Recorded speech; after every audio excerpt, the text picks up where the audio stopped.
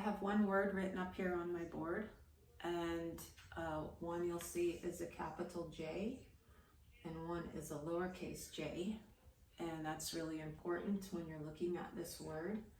And this word is jurisdiction. Jurisdiction, this is the proper noun, it's specific. This is the common noun, and it's general. There is a difference between these two words and a meaning of them. And I'm going to explain to you the difference. So let's start with jurisdiction with a lowercase j. This, of course, is a common noun. And jurisdiction means power and authority.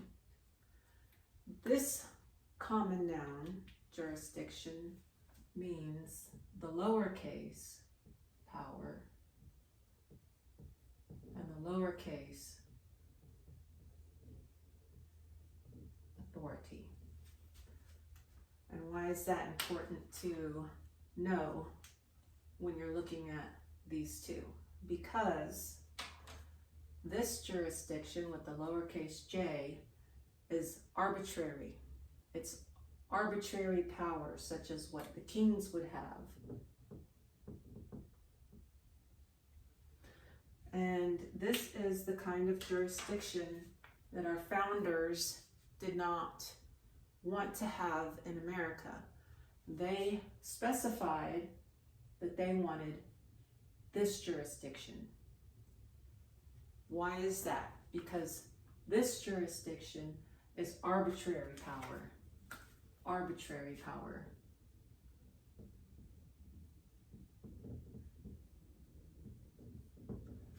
Now, arbitrary power is important to understand.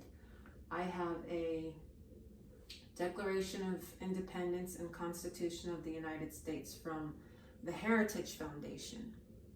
And the reason why I have this here is because it is very true to the original copies as far as uppercase and lowercase, or that is proper nouns and common nouns. In the Declaration of Independence, there was a list of grievances that the signers listed in this document. And these grievances were the problems that the signers had with the king's use of arbitrary power or arbitrary jurisdiction. They weren't supposed to have arbitrary jurisdiction, but as we know, power corrupts, and absolute power corrupts absolutely. So the list of grievances were all their grievances against the king's use of arbitrary power. That's why in the Constitution, you don't see that. You don't see the use of jurisdiction in a lowercase lettering, in a lowercase use. They use uppercase. They don't use the word jurisdiction, but they do use uppercase power. And this jurisdiction, this power is limited and defined within the Constitution. And I'll show you in Article 1, all legislative powers herein granted. That's capital P. And that's true to the original, which I have a facsimile copy of. Okay, it's the exact replica. And the way it's written in the Heritage Foundation book is the way it's written in the facsimile original. Now, I had asked people for a long time why the founders capitalized some words in the Constitution. And I really didn't get much of an answer. So doing my own studying, I've come to find out. And it was was actually by accident.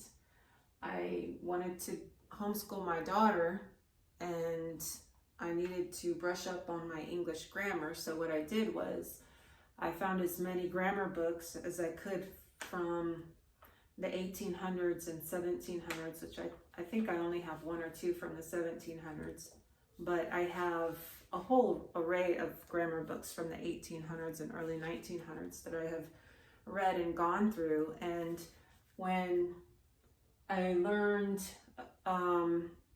how in the old days they used their common and proper nouns, and then I started studying jurisdiction, I started studying the Constitution, everything sort of fell into place.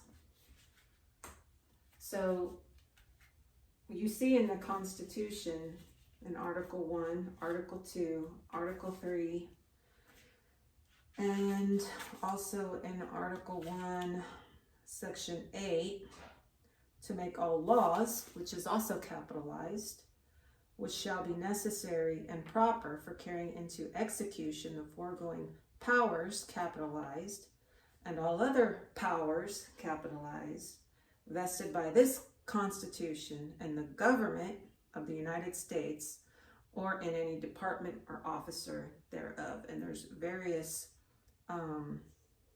capitalizations in that little section there that you can look at and read. And I suggest getting the Heritage Foundation, I can't see my phone really, the Heritage Foundation copy of the Constitution and Declaration of Independence.